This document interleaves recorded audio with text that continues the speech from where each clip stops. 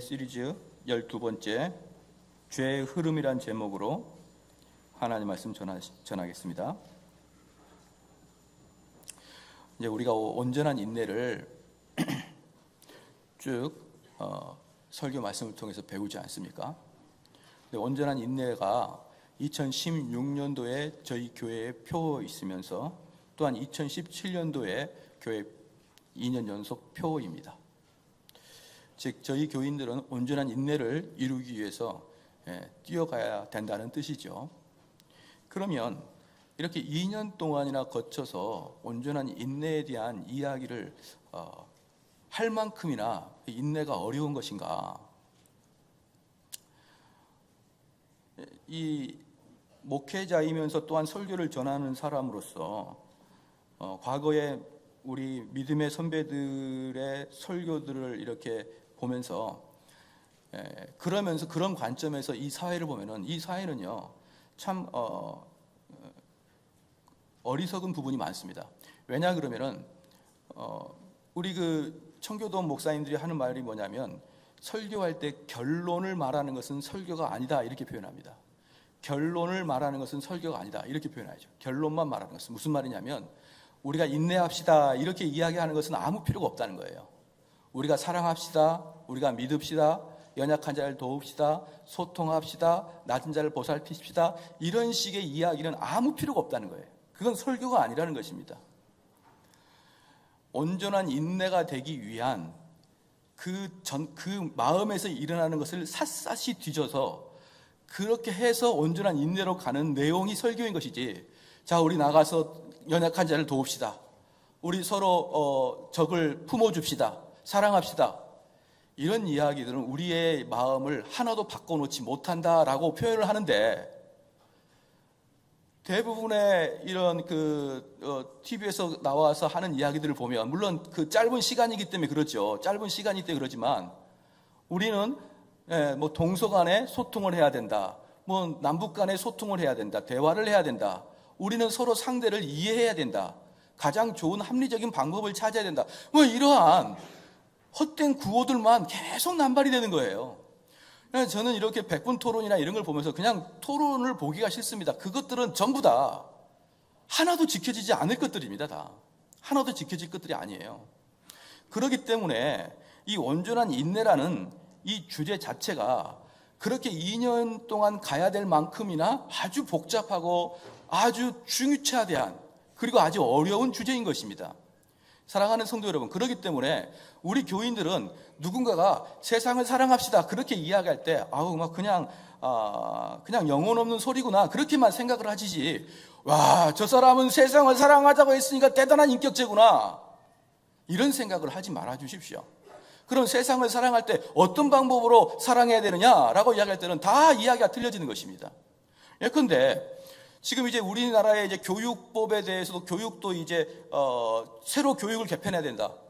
매 정권 바뀔 때마다 교육을 개편해야 된다. 좋은 방법으로 하자. 그렇게 구호를 외치는데 어느 누가 교육의 방법을 좋지 않는 방향으로 끌고 가기를 원하겠습니까?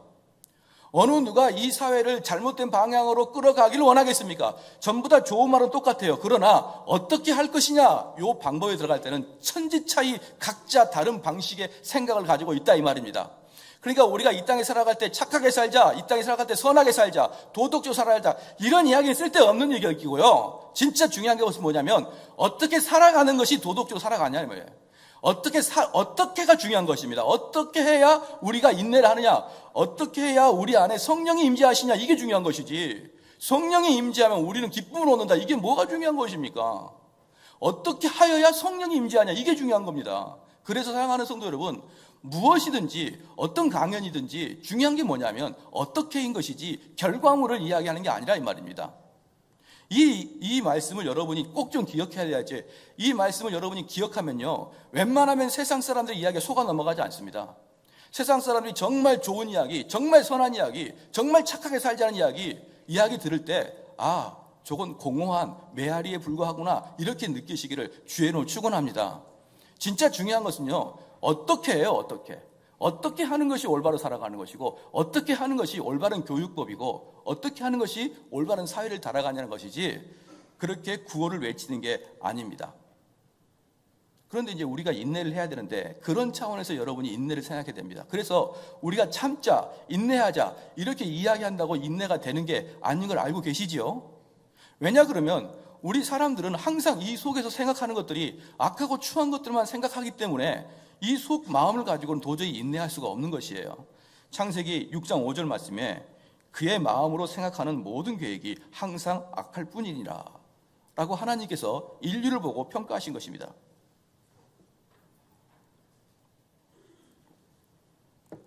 지난번에 그래서 잠깐 이런 말씀을 비슷한 걸 했는데 이 죄라는 것은 우리 인간의 마음은요 근본적으로 항상 악하기 때문에 죄가 들어오면 그게 너무나 찰떡궁합으로 우리 인격과 맞아요. 그렇기 때문에 죄가 내 마음속에 일단 들어와서 그게 홍수처럼 이렇게 한강처럼 도도하게 흘러가게 되면요 우리 인격이 갖고 있는 도덕성이나 우리 인격이 갖고 있는 결단력으로는요 그 도도히 흘러가는 그 한강 같은 물을 막아낼 수가 없는 것입니다. 왜냐 그러면 우리가 가지고 있는 것은 겨우 모래성에 불과하고 겨우 나무 조각에 불과합니다. 그러므로 그렇게 우리 속에 일단 죄의 흐름이 이제 이 흐르기 시작한다 그러면 막아낼 수가 없는 거예요. 우리의 인격과 우리의 결단과 우리의 가치관과 우리의 도덕성으로 우리 마음속에 흐르고 있는 죄성을 막아낼 수가 없다는 것입니다. 그런데 가끔 가다가 엄청난 인격과 엄청난 도덕성으로 그 도도히 흐르는 그 물을 막았다고 치더라도 시간이 가면 그 물 수위가 높아져 버리고 말아요. 그렇기 때문에 작은 틈만 보여도 작은 어떤 이렇게 구멍만 보여도 거기로 물이 쏟아지고 결국 댐이 무너지고 맙니다. 그래서 우리 마음속에 죄가 흐르기 시작하고 죄의 생각이 내 마음속에 흘러넘치기 시작할 때는 여러분의 도덕성은 절대로 막아낼 수가 없어요. 도덕성 절대로 막아낼 수가 없습니다. 사랑하는 성도 여러분, 그러므로 정말 성령이 내주하시는 사람도 필히 죄에 굴복하는 경우가 허다한데 성령이 내주하지 않는 모든 사람은 여러분 앞에 앉아있는 모든 사람은 다 죄에 굴복되어 있는 상태인 것이에요. 성령이 내주하지 않는 모든 사람은 그가 아무리 도덕적인 이야기라고 아무리 선한 인격을 가지고 있다 그래도 그는 근본적으로 자기 인격과 자기의 도덕성으로 그 도도한 물결을 막고 있기 때문에 궁극적으로는 터지고 맙니다. 왜 그러냐 그러면 이 죄는 우리 속에 들어올 때 부지불식간에 들어와요. 그래서 일단 우리 마음속에 죄성이 이 강물처럼 흐르기 시작하면 막아낼 수 없기 때문에 우리는 죄가 우리 마음속에 들어오기 전에 차단해야 되는 것입니다. 그게 가장 중요한 것이에요. 그런데 문제는 뭐냐면 그 죄가 나 들어간다 그리고 들어오는 게 아니라 부지불식간에 들어옵니다. 아가서 6장 12절 말씀에 부지 중에 내 마음이 나를 내 귀한 백성의 수레 가운데로 이르게 하였구나. 부지불식간에 들어오고 마는 것입니다. 여러분 감기 바이러스가 들어올 때 알고 들어옵니까? 그렇지 않아요. 아침에 일어나 보니까 이상하게 코가 맹맹하고 머리가 아프기 시작하는 게 감기 기운이 들었습니다. 그것은 이미 오래전에 내가 그것을 느끼기 전에 이미 오래전에 내 속에 부지불식간에 들어온 것이에요. 그러면 이 죄가 들어올 때 이제 어떻게 들어오는지 한번 보겠습니다. 이 죄는요, 이 악한 마귀가 우리에게 죄를 짓게 하는 가장 큰 목표는 뭐냐면 나와 하나님 관계를 단절시키는 게 가장 큰 목표예요. 그러니까 이 인간이 하나님에게 영광을 돌리게 하는 것을 막는 것을 목표를 가장 크게 잡습니다. 어차피 선택된 자들은 어차피 구원받을 것이기 때문에 그 마귀가 할 수 있는 최고의 일은 내가 이 땅 살아가면서 비참하게 살아가는 것이고 이 땅 살아가면서 하나님께 돌려야 될 영광을 헛된 데에 돌려버리고 말게 하기 위한 마귀의 작업이 바로 가장 큰 목표예요. 그런데 그런 목표를 실현하기 위해서 한 가지 조건이 있습니다. 그게 뭐냐 그러면 만약에 마귀가 홍길동이라는 사람에 들어가기 위해서 홍길동의 인격의 동의를 받아야 됩니다. 왜냐 그러면 홍길동의 인격을 동의를 받지 않고 마귀가 무단으로 그 속에 들어갔을 때 마귀가 무단으로 그 속에 들어갔어요. 어떤 일이 발생하느냐? 마귀 입장에서 어떤 일이 발생하느냐? 홍길동이가 나중에 하나님 앞에 가가지고 하나님, 저는 죄 없습니다. 나는 하나님을 섬기고자 했지만 마귀가, 강력한 마귀가 나의 온 인격을 휩싸여서 마귀가 억지로 나를 질질 끌려가서 내가 어쩔 수 없이 죄를 지었습니다 라고 이야기하면 하나님께서는 그 사람을 책망할 수 있는 게 아니라 마귀를 책망하기 때문에 마귀의 목적에 불발이 되고 마는 것입니다. 그래서 마귀는 절대로 여러분 인격을 강제적으로 들어오지 않습니다. 여러분 전설의 고향 보면은 또는 외국의 영화 보면은 지나가는데 쑥 영이 하나 들어오죠. 그러한 것이 없다 이겁니다. 쑥 영이 들어오게 되면은 그건 내 인격이 아니라 마귀의 인격이 놀아나기 때문에 인간 정대호는 아무 죄가 없는 것이에요. 그러므로 마귀가 우리를 죄를 짓게 할 때는 항상 우리 안에 동의를 얻어내고 들어옵니다.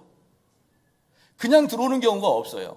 그래서 우리가 이렇게 변명하는 게 아닙니다. 아이고 목사님 그때 내 정신이 아니었네요. 그렇게 변명하는 게 아니에요.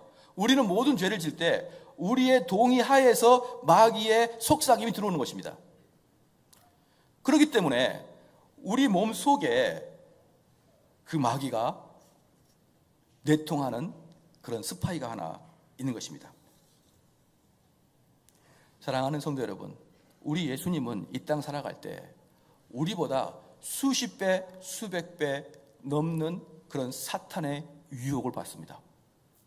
40일 금식 기도하신 이후에 돌로 떡을 만들어 먹으라는 그런 유혹부터 시작해서 마지막 예수님이 십자가에 돌아가실 때 너가 하나님의 아들을 증명해 보라고 하는 그 유혹까지 우리 예수님은 일생을 살아가면서 처음부터 끝까지 항상 마귀가 우리 주님을 유혹하고 시험했습니다.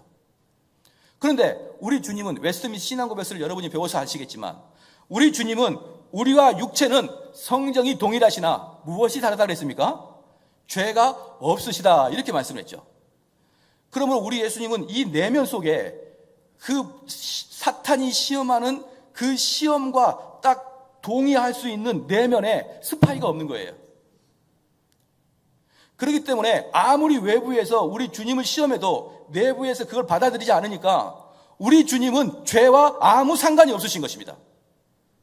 근데 여러분과 저 마음속에는요, 우리 지체 속에는 그 죄를 좋아하는 스파이, 죄가 좋아하는 그런 영적인 진이 하나 있습니다. 진이 하나가 있는 게 아니라 여기저기 산발해 있어요. 그래서 악한 마귀가 시험할 때는 그 진을 유혹하고 그 진에서 웰컴할 때 그 진을 통해서 우리 성 안으로 들어오게 되는 것입니다. 야고보서 1장 14절 한번 펴주십시오. 오늘 본문 말씀 그대로 놔두고.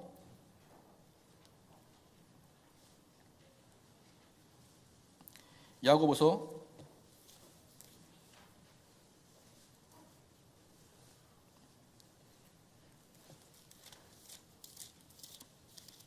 1장 14절 말씀입니다.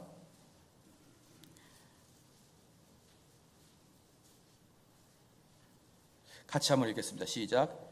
오직 각 사람이 시험을 받은 것은 자기 욕심에 끌려 미혹됨이니라. 그 다음에 야고보서 4장 보겠습니다. 4장 같이 한번 읽겠습니다. 시작. 4장 1절입니다. 시작. 너희 중에 싸움이 어디로 다툼이 어디로 쫓아오나느냐? 너희 지체 중에서 싸우는 정력으로 쫓아난 것이 아니냐? 사랑하는 성도 여러분, 이 두 구절을 가지고 여러분이 잘 생각해야 됩니다.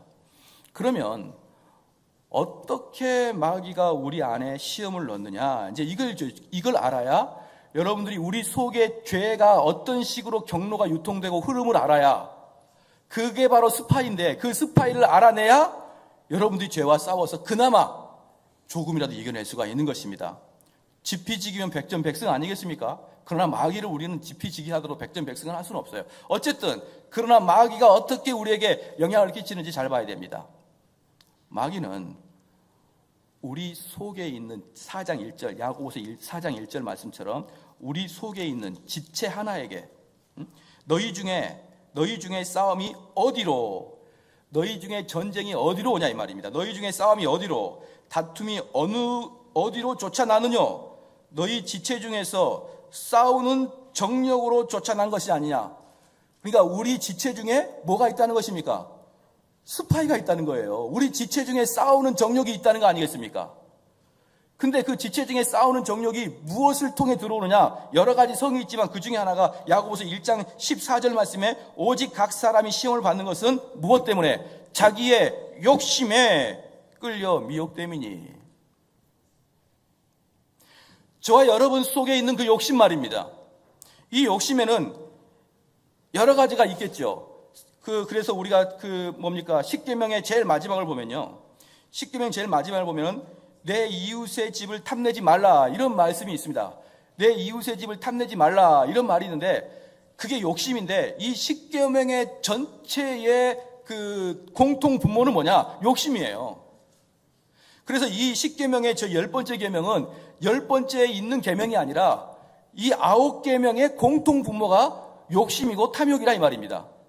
그래서 이 욕심과 탐욕은 단지 돈이나 재물만이 아니라 수많은 것들이 다 포함되어 있는 것이에요. 그래서 제 10계명의 밑에 작은 글씨로 뭐라고 표현했냐면 내 이웃의 아내나 그의 남종이나 그의 여종이나 그의 소나 그의 낙이나 무릇 내 이웃의 소유를 탐내지 말라는 것입니다. 네 이웃에 있는 것 모든 걸 탐내지 말라는 것이에요. 거기에는 돈만 있는 게 아니라 수많은 것들이 그 속에 있는 것입니다. 그래서 이 악한 마귀는 우리 지체 속에 있는 그 욕심이라는 것을 자극하여 들어오는데 그래서 우리를 시험하게 되는 것입니다. 사랑하는 성도 여러분, 악한 마귀는 전지전능하지 않습니다. 전지전능한 것은 오직 하나님의 속성일 뿐이에요. 전지전능한 것은 하나님의 속성입니다. 그러므로 마귀는 여러분을 딱 보고 이 녀석이 뭘 생각하고 있구나 이렇게 알지를 못해요. 하나님이 우리를 딱 보면서 얘 인격은 뭐구나 이렇게 알지를 못합니다. 왜? 악한 마귀도 피조물이고 오직 상대를 아는 것은 하나님만이 아시는 것입니다. 그러므로 마귀는 우리의 마음을 알 때 시험을 합니다. 애가 어떤 마음인지 한번 시험을 합니다. 그런데 그 악한 마귀가 우리를 시험할 때 들어오는 그 입구, 즉 내 몸 안에 악한 마귀의 그 진이 있는데 그 진이 어디냐? 입구가 바로 욕심입니다. 그 욕심을 푹 찌르고 들어옵니다. 예컨대 우리 교인들 중에 시험에 넘어간 사람들은 전부 다 욕망과 욕심에 이끌려서 시험에 넘어가는 거예요. 여러분, 사기를 당한 이유가 무엇입니까? 제 가격은 100만 원인데 이거 오늘만 50만 원에 팔게. 그렇게 해서 사기를 당하지. 이거 100만 원인데 110만 원 주세요. 기부하는 셈 치고 10만 원 더 주세요. 그리고 사기친 거 보셨나요? 우리가 시험에 빠지고 공고함에 빠지고 고난에 빠지고 이 땅에서 망해버린 이유가 무엇입니까? 최소한의 노력에 의한 최대한의 효과를 얻기 위한 그 욕망에 의해서 그걸 타고 사단은 우리 속에 들어오는 것입니다. 그래서 우리 속을 다 헤집고 마는 것이에요. 그러면 다시 본문을 보겠습니다. 로마서를 보겠습니다. 이제 로마서를 보면서 좀 더 구체적으로 보겠습니다. 20절, 오늘 7장 20절 말씀부터 보겠습니다. 만일 내가 원치 아니하는 그것을 하면 이를 행하는 자가 내가 아니요 내 속에 거하는 죄니라. 이 말씀에서 바울은 지금 바울의 상태는 그리스도인입니다. 그리스도인이라는 것은 뭐냐면 그리스도인이라는 것은 가장 밑에 근본적인 마음이 뭐냐? 내가 하나님의 법도를 순종하고자 하는 마음이 열망이 있는 자가 그리스도인이에요.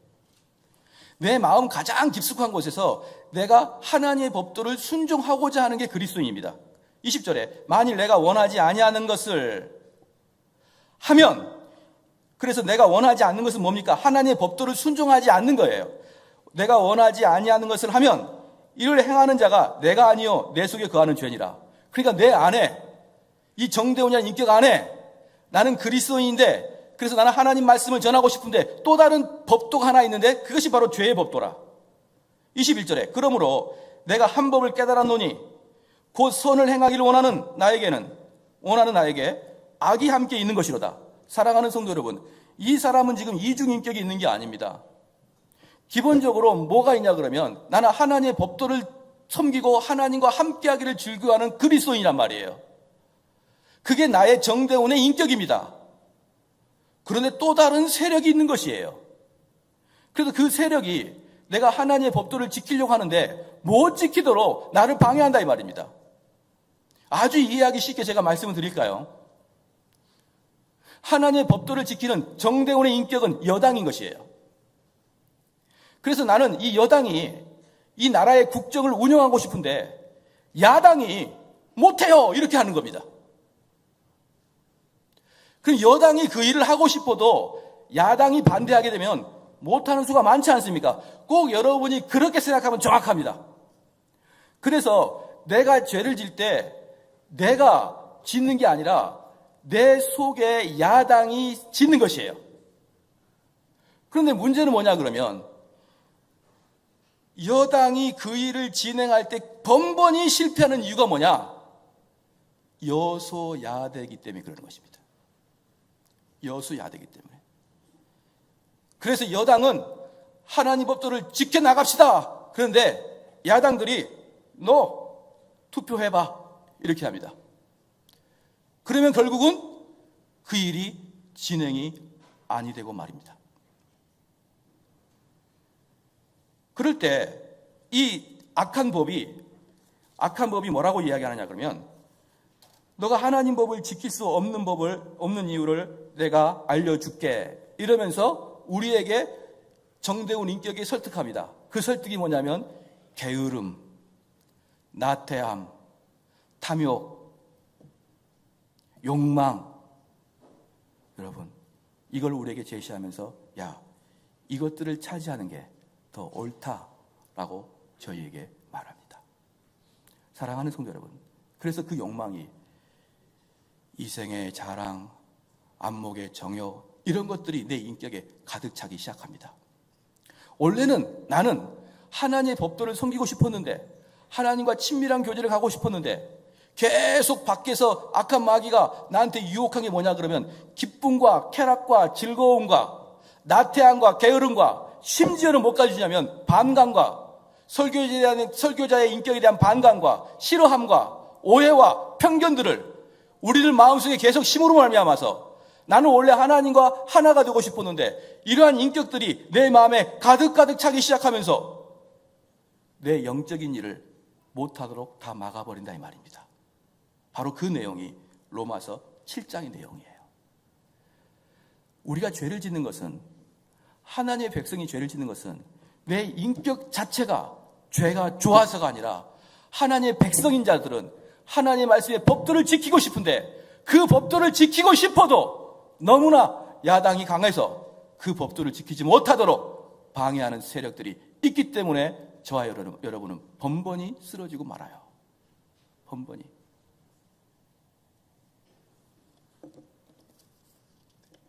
살아가는 성도 여러분, 그게 바로 우리 지체 속에 포진되어 있습니다. 그러면 이제 우리가 좀 더 알아야 될 게 뭐냐면 그러면 그 지체들을 어떻게 발견하고 내 속의 지체 중에 욕망과 욕심과 사단과 짝하여 스파이 되고 있는 그 지체를 어떻게 발견하고 그것들을 어떻게 절제를 시키느냐가 이제 가장 큰 주요한 문제가 되겠죠. 좀 더 읽어보겠습니다. 23절 같이 한번 읽겠습니다. 시작. 내 지체 속에서 다른 한 법이 내 마음의 법과 싸워 내 지체 속에 있는 죄의 법 아래로 나를 사로잡아 오는 것을 보는다. 이거 보십시오. 지금 바울은 하나님의 사람으로서 하나님의 법도를 지키고 싶은 그런 대단한 영웅이고 대단한 믿음의 선배인데 이 바울조차도 죄의 법에 사로잡혀 그리스도의 법을 끌고 죄의 법 밑으로 끌고 가는 거예요. 어마어마합니다. 어마어마해요. 바울도 이러는데 우리들이야 죄가 나타났다 그러면 죄를 거부하는 게 아니라 꿀떡꿀떡 삼켜버리죠. 여러분, 제가 처음에도 말씀드렸지만 죄는 엄청나게 끈질깁니다. 그래서요, 만약에 여러분들이 죄의 유혹이 들어왔다. 그런데 그것이 내가 불현듯 죄가 들어왔다고 느껴질 때 그것을 하나님 말씀으로 딱 막아보십시오. 죄가 들어왔는데 하나님 말씀으로 딱 막아보십시오. 그럼 죄가 들어오다가 주춤합니다. 주춤하다가 또다시 들어옵니다. 죄는 결코 후퇴하는 법이 없어요. 단지 주춤할 뿐입니다. 여러분들이 죄가 여러분 앞에 다가왔는데 그 죄 앞에 그리스도의 보혈의 피를 뿌려보십시오. 죄는 잠깐 뒤로 후퇴했다가 다시 옵니다. 왜 그런 줄 아십니까? 죄는 우리 예수님을 3년 동안이나 따라다녔어요. 죄는 계속 주님을 쫓아다녔습니다. 하나님이신 예수님을 죄는 3년 내내 쫓아다녔어요. 가는 곳마다 시험하고, 가는 곳마다 넘어뜨리려고 그러고, 가는 곳마다 바리새인들 통해서 우리 주님을 격동케 하려고 그러고, 계속해서 우리 주님을 쫓아다녔습니다. 그 죄가 저와 여러분을 안 쫓아올 것 같습니까? 우리가 하나님 말씀을 외우고 있다고, 하나님 말씀을 암송하고 있다고, 하나님 말씀을 체계적으로 가지고 있다고 해서 그 죄가 아이고 무서워라, 저 인간은 하나님 말씀을 너무나 잘 알고 있어, 저 인간은 하나님 말씀을 철저히 알고 있어, 내가 저 인간은 시험할 수 없다, 이렇게 할 것 같습니까? 천만의 말씀이에요. 우리가 하나님 말씀을 아무리 많이 알고 있어도 죄는 여러분을 넘어서 쳐들어옵니다. 왜? 바울한테도 그랬잖아요. 바울한테도. 그렇게 바울은 말씀을 잘 알고 있고, 그렇게 하나님의 뜻에 따라 살려고 그렇게 발버둥친 바울이 뭐라고 했습니까? 너무나 무서워서, 너무나 공포스러워서 죄들의 그 파도가 하도 강해서 뭐라고 하느냐, 나중에. 우리 24절 한번 읽겠습니다. 시작. 오라, 나는 공고한 사람이로다. 이 사망의 몸에서 누가 나를 건져내랴. 그렇게 죄를 짓지 않으려고 그러고, 그렇게 하나님 말씀의 법대로 살려고 했던 그 바울조차도 뭐라고 하냐면, 나 좀 살려달라, 나 좀 살려달라. 죄들이 나한테 너무나 많이 온다.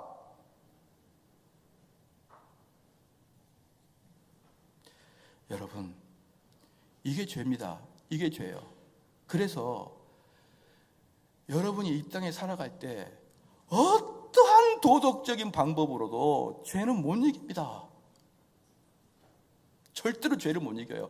절대로 죄를 못 이기기 때문에 텔레비에 나와서 아무리 좋은 소리를 해도요, 제 귀에는 다 가짜로 들립니다. 쟤도 죄 짓겠지 뭐. 아니죠. 죄 짓고 왔겠지.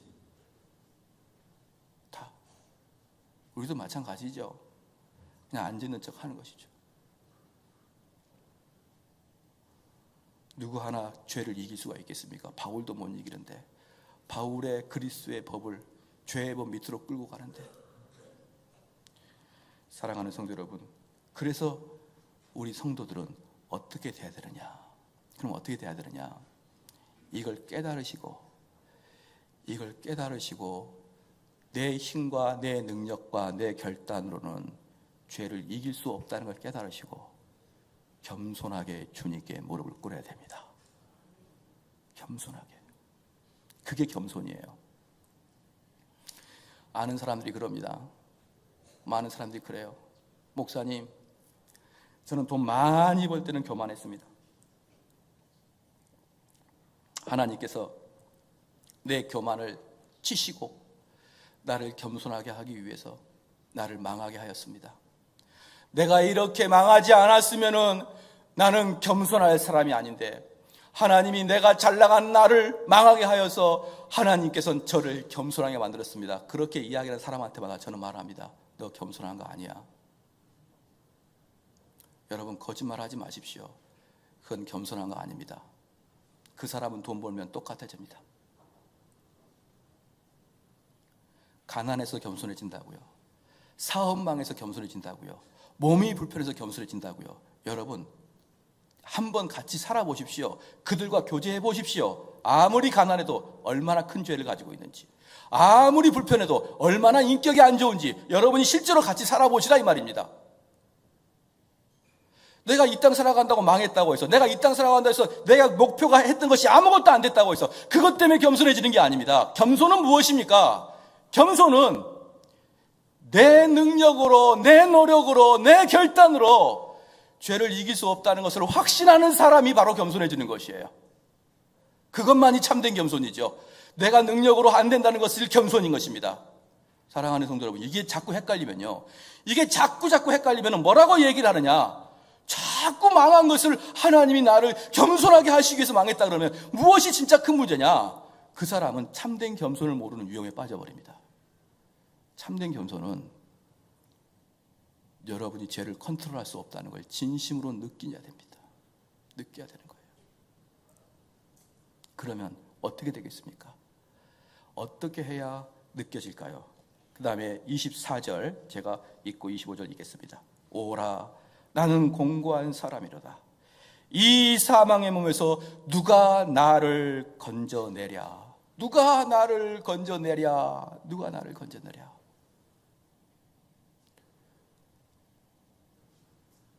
그리고 25절에 갑자기 재밌는 말이 나옵니다. 우리 주 예수 그리스도로 말미암아 하나님께 감사하리로다. 사랑하는 성도 여러분, 바울이 지금 하는 이야기가 무슨 이야기냐면요, 야, 나는 지금 하나님의 백성인데, 나는 하나님의 종인데, 나는 성경을 얼마나 많이 쓴 바울인데 내 안에 죄한테 굴복하는 것이 너무 많은데, 심지어 어느 정도냐 그러면 이 죄가 하나님의 법도를 따라가려는 내 전체 인격을 다 이겨버리고 이걸 질질 끌고 악의 법도로 밑으로 정도 내려왔다. 이게 무슨 말이에요? 완전히 죄악에 들어갔단 말입니다, 바울이. 하나님 말씀을 지키고 싶은데 바울이 이제 완전히 죄악의 상태에 들어갔다는 거예요. 그런데 이렇게 죄악의 상태로 들어가는 바울은 자기 자신이 이 죄악의 법도 밑에 하나님의 법도가 들어가는 걸 보고 뭐라고 했냐면, 나 좀 살려주세요, 나 좀 살려주세요, 그렇게 하는 거예요. 오늘이 6.25죠.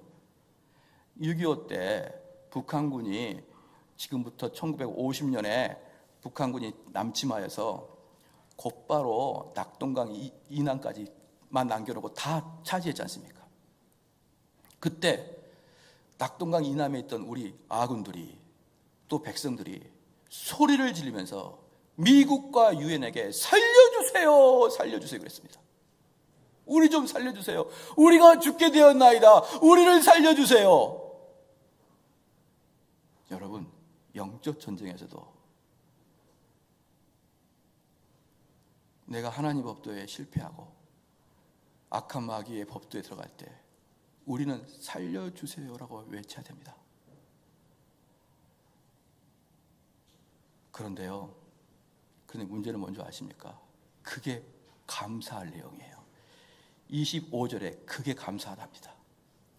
우리 주 예수 그리스도로 말미암아 하나님께 감사하리다. 그 다음에 감사의 내용인지 감사의 내용이 아닌지도 모를 정도로 그 다음 구절 또 이상합니다. 같이 한번 읽을까요? 시작. 그런즉 내 자신이 마음으로는 하나님 법을, 육신으로는 죄의 법을 섬기노라. 이게 무슨 말입니까 도대체? 하나님 감사합니다. 그런즉 내 마음은 하나님의 법을, 육신은 죄의 법을 섬깁니다. 감사합니다, 이 뜻이에요. 도대체 무슨 말일까요? 우리는 아까 처음에 제가 서두에 여러분에게 말씀드렸지만 죄가 부지불식간에 들어옵니다. 그렇죠? 죄가 부지불식간에 들어와요. 부지불식간에 들어온다는 뜻은 무엇입니까? 우리가 알지 못하는 순간에 죄가 들어왔다는 것입니다. 그런데 일단 죄가 들어온 다음에, 들어올 때는 몰랐는데 그 죄가 무엇인지 알았을 때가 이제 죄와 싸움인 거예요. 그런데 내가 하나님의 법도를 막 지키려고 하고 그 죄가 들어오면 막 싸우려고 몸부림치고 부지불식간에 죄가 들어왔는데 그 부지불식간의 죄를 목사님의 설교를 통해서 내 죄가 드러나기 시작할 때, 그 죄가 있다는 것을 알았을 때 내 마음 여러 가지 중에 어느 지체 중에 죄가 하나 있는데, 그 죄의 스파이가 있는데, 그 죄의 스파이를 통해서 죄가 내가 들어와 있는데, 그 죄를 대항하여 그 죄가 더 이상 내 몸에 퍼지지 못하게 하려고 내 인격 전체가 그 죄에 대항하여 싸울 때 그때 죄의 세력이 얼마나 강한지 압니다. 여러분, 죄가 내 마음에 들어와서 죄가 내 인격을 뒤집어 엎을 때, 그 죄에 대항해서 내가 싸우려고 할 때 그 죄의 세력이 얼마나 강한지 그때 압니다. 그래서 무서워서 나 좀 살려주세요라고 하는 거예요. 사랑하는 성도 여러분, 그러므로 죄의 세력이 강하고 그 죄의 세력이 너무너무 무섭다는 것을 아는 사람은 누가 아느냐? 죄에 대항해서 싸우는 사람만이 아는 것이에요. 그때 비로소 나 좀 살려달라고 그러는 것입니다. 그렇기 때문에 바울은 그것이 감사하다는 것이에요. 내가 죄에 대해서 싸우는 것이 감사합니다. 내 마음에는 하나님의 법을 따르고 내 육신에는 죄의 법을 따르는 것을 제가 알았나이다. 그렇게 아는 사람에게는 오직 죄에 대항해서 싸우는 사람만이 그 죄의 능력과 죄의 권세와 우리가 죄를 대항하여 싸울 수 없을 만큼 막강하다는 것을 죄를 대항해서 싸우는 사람만이 압니다. 그런데 제가 여러분께 한 가지 질문을 드릴 마음이 있습니다. 여러분 정말 바울처럼 이 죄에서 나 좀 건져 주십시오 라고 애달파 외치고 계십니까? 여러분 진짜 바울보다 여러분이 더 깨끗한 거 맞아요? 바울조차도 살려달라고 그러는데 우리는 왜 우리 속에 수많은 죄들이 있는데 그렇게 목 놓아서 이 죄에서 구해달라고 하는 사람이 없을까요? 필경 죄랑 싸우지 않기 때문에 그러는 거 아닙니까?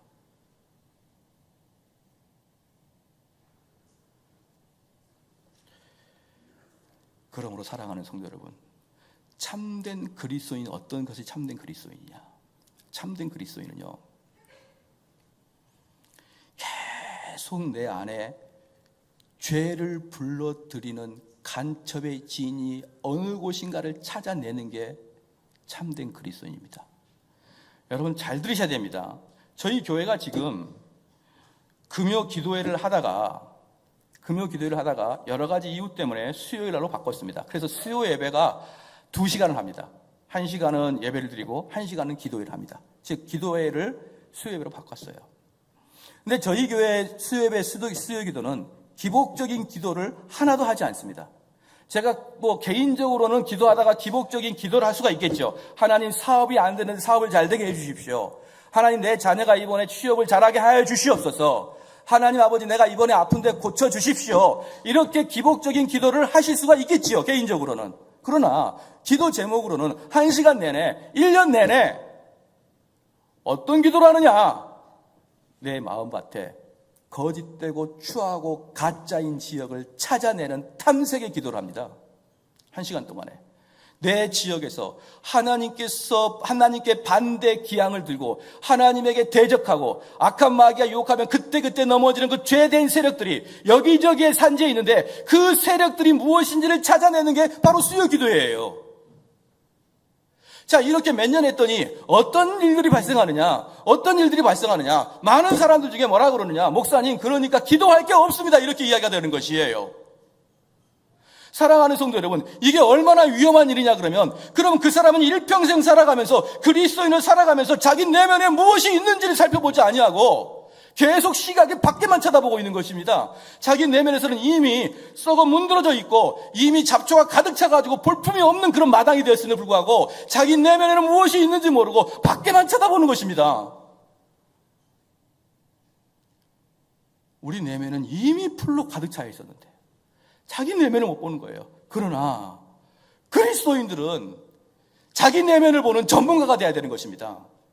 내 안에 어느 곳에서 내 안에 어떤 부분이 나를 연약하게 하고 나를 시험에 넘어가게 하고 그런 부분이 있는가를 하나하나 발견해내는 게 그리스도인인데 어떻게 된 것이 평생을 살아가면서 자기 내면을 한번 도닥해보지도 못하고 계속 밖에 있는 것, 이생의 자랑과 안목의 정욕과 이런 것에 물들어 있으면서 오히려 그 기도를 향해서 이런 기도는 할 게 없습니다라고 외치는 자가 돼버리고 말아요. 여러분, 이게 얼마나 위험한지 제가 말씀을 드릴게요. 내 마음속에 하나님의 복음의 씨앗이 떨어져서 내 마음속에 그 씨앗이 30배, 60배, 100배 열매를 맺으려 그러면 첫 번째 해야 될 일이 여러분 마음속에는 더럽고 추하고 딱딱한 마음을 귀경하고 풀과 잡초를 다 뽑아버리고 이 상태가 먼저 되지 않는 상태에서는 하나님 말씀이 여러분에게 아무것도 아닙니다. 여러분들이 아무리 하나님 말씀을 암송하고 아무리 성경을 교리적으로 체계적으로 알고 있어도 우리 마음에 귀경되어 있지 않는 곳에서는 다 소의 경읽기로 끝나고 마는 것입니다. 그러므로 많은 사람들이 나는 참된 그리스도인이라고 말하지만 사실은 내면에 아무것도 성장하지 않냐는 그런 상태에 빠져버리고 마는 것입니다. 그러면 마지막으로 내를 자주 그렇게 살피는 자, 내 마음속을 그렇게 살피는 자, 최소한 일주일에 수요 예배 오후에 나와 저녁에 나와가지고 1시간 정도 내 마음을 살피는 자들은 곧 무엇을 깨닫기 시작하느냐? 아, 내가 참으로 더럽고 추한 존재구나를 깨달아요. 아, 내가 진짜 나쁜 존재구나.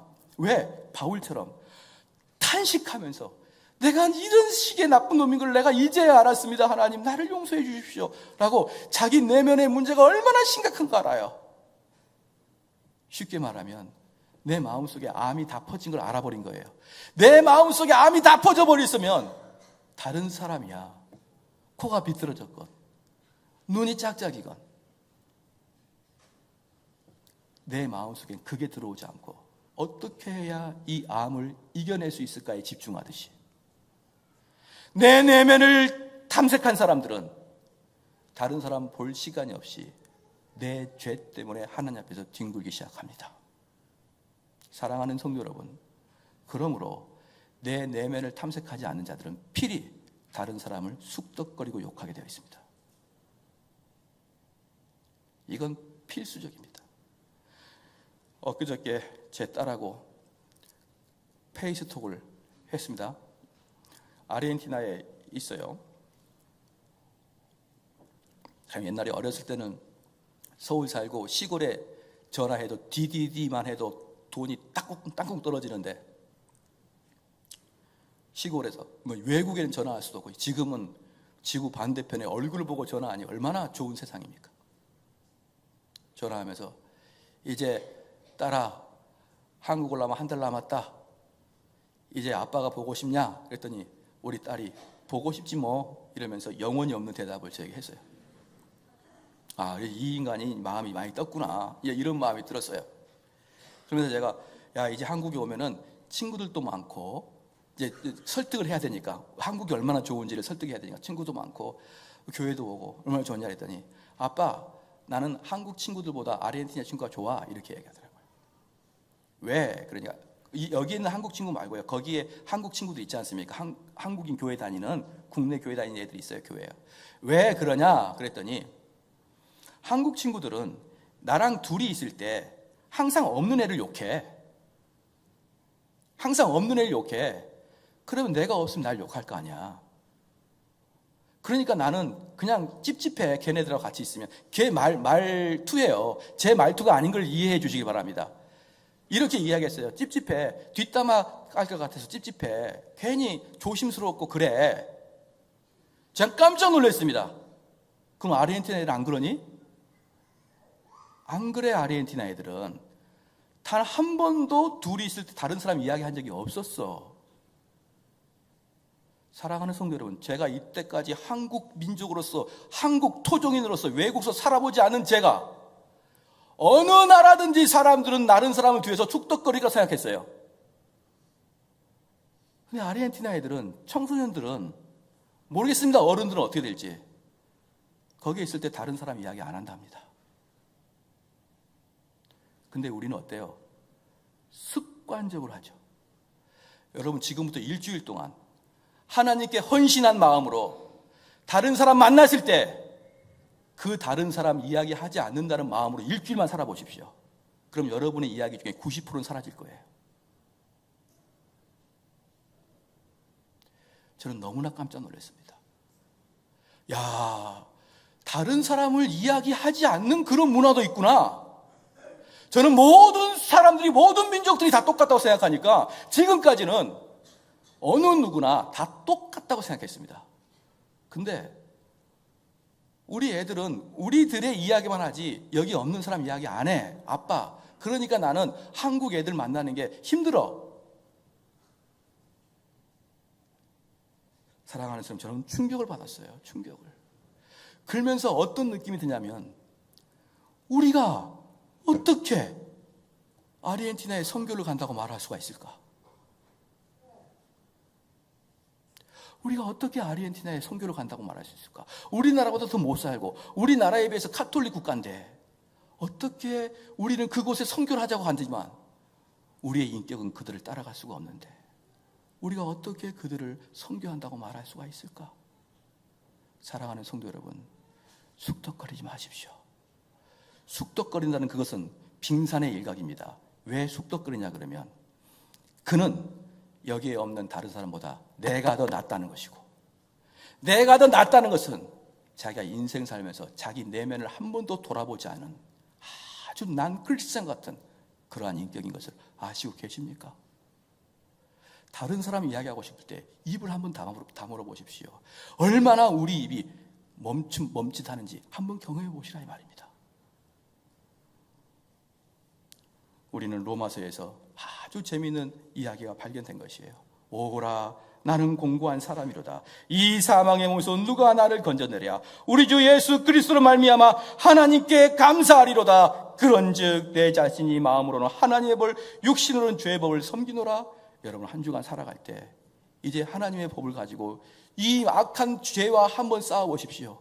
그리고 여러분 하나님 앞에 눈물을 흘려서 통곡하십시오. 하나님, 나의 인격이 이렇게까지 낮이고 이렇게까지 바보 같은 인격인지는 몰랐사옵나이다. 내가 지금까지 교회를 다녔는데 나 잘났다고 교회를 다녔는데 내가 감히 누구를 향해서 손가락질을 향할 수도 없는 그러한 미천한 존재인 것을 내가 깨닫게 되었나이다. 하나님 감사합니다. 그러한 기도가 터져나오는 우리 교회가 되기를 주의 이름으로 축원합니다. 기도하겠습니다. 기도하실 때 우리가 우리 내면을 한번 살펴보는 기도를 좀 해야 됩니다. 여러분이 하나님 앞에 우리 내면을 솔직히 드러냈을 때 제일 사단이 들어오기 침략하기 쉬운 부분이 있습니다. 그 속에 일단 사단이 진을 치고 들어오면 우리는 그것을 아주 기쁜 마음으로 환영해버리고 말아요.